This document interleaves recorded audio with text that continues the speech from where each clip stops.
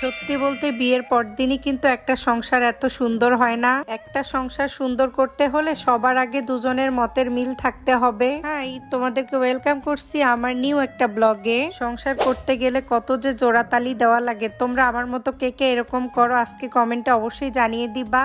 নির্বাচনের আগের দিন আমি 2টা ব্রকলি নিয়ে আসছিলাম, তো একটাতে পোকা ছিল, ওটা আমি ফালাই দিছি। আর একটা ব্রকলি একদম ছোট ছিল, তো আগের দিনের গরুর মাংস রান্না করা ছিল, ওটার ঝোল দিয়ে আমি ব্রকলিটা ভাজি করছি। বাসায় যদি গরুর মাংসের ঝোল থাকে সেটা দিয়ে যে কোনো সবজি রান্না করে খেতে আমার অনেক বেশি ভালো লাগে। আজকে আমি তোমাদের সঙ্গে 2 দিনের একটা ব্লগ শেয়ার করব। এটা হচ্ছে নির্বাচনের দিনের ব্লগ। সেদিন সকালবেলা ঘুম থেকে উঠে ফার্স্টে রান্নাটা কমপ্লিট করছি, তারপর শাওয়ার নিয়ে তারিকের জন্য খাবার নিয়ে যাচ্ছিলাম। খাবার নিয়ে কিন্তু আমার যাওয়ার কথা ছিল না, কথা ছিল দারোয়ান মামা ওকে গিয়ে খাবারটা দিয়ে আসবে। তবে ওই যে কেন্দ্রের ডিউটি পড়ার কারণে ও আগের দিন গেছে, আগের দিন দেখা হয়নি, পরদিনও দেখা হবে না, ভাবলাম আমি গিয়ে খাবারটা দিয়ে আসি।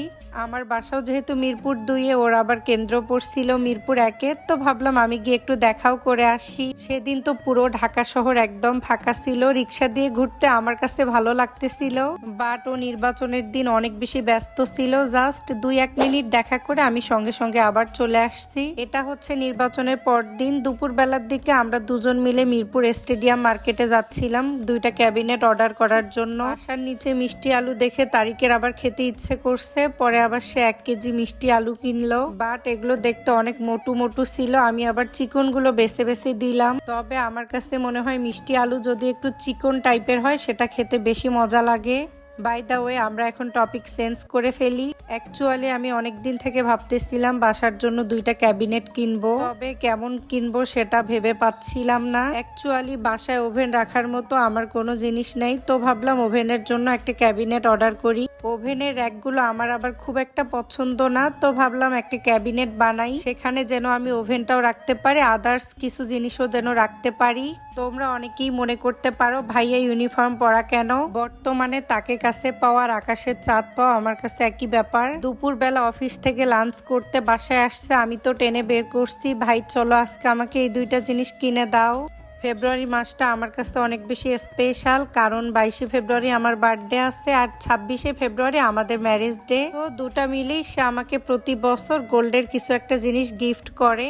প্রতি বছরের মতো সে আমাকে এবারও 40,000 টাকা দিছে, তো ভাবলাম এবার আমি গোল্ডের কিছুই কিনবো না, ঘরের টুকটাক জিনিস কেনাকাটা করব। যদিও বা বাসার ফার্নিচার কেনা ছেলেদেরই দায়িত্ব, তারপরেও ভাবলাম ওর উপর চাপ পড়ে যাবে, আমাকে যেটা দিছে এটা দিয়েই কিনে ফেলি। তবে তারিক কিন্তু গোল্ড কিনতে বেশি পছন্দ করে, ও মনে করে কি গোল্ড মানেই হলো সেভিংস। বাট এবার আমি আমার মতো করে টাকাটা খরচ করব।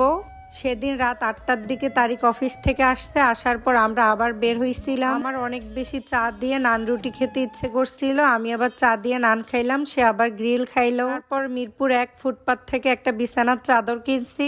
বাসায় মুরগি ছিল না, দুজন মিলে মুরগি কেনাকাটা করে বাসার দিকে চলে আসছি।